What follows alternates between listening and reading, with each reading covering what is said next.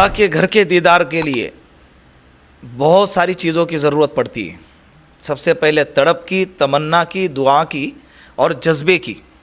اس کے بعد نمبر آتا ہے اسباب کا. تو لہٰذا اپنے دل میں تڑپ، تمنا، دعائیں اور جذبہ باقی رکھے اور اس کو بڑھاتے رہے.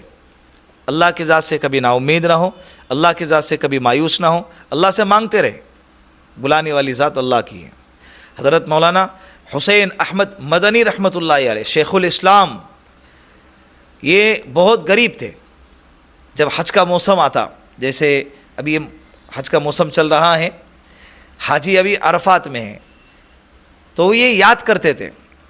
بہت سارے جب لوگ حج کر کے آتے نا، ان کو اپنے حج کے ایام کی یادیں تازہ ہوتی ہے ان دنوں میں.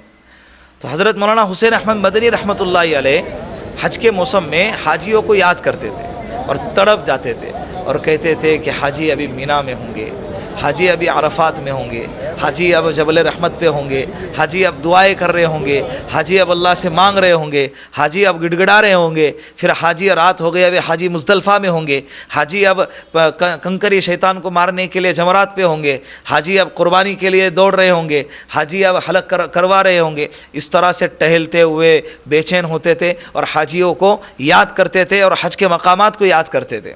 یہ تڑپ تھی ان کے اندر کی. تو اللہ نے ایسا قبول کیا کہ 18 سال تک، کتنے سال؟ 18 سال تک مدینۃ المنورہ میں مسجد نبوی میں باقاعدہ حدیث کا درس اللہ رب العزت نے ان سے کروایا. اللہ نے ان سے کام لیا. کتنے سال؟ 1-2 سال نہیں، مکمل 18 سال تک.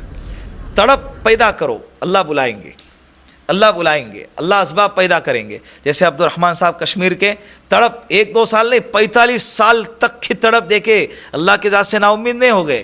پھر اللہ نے بلانے کے اسباب پیدا فرمائے.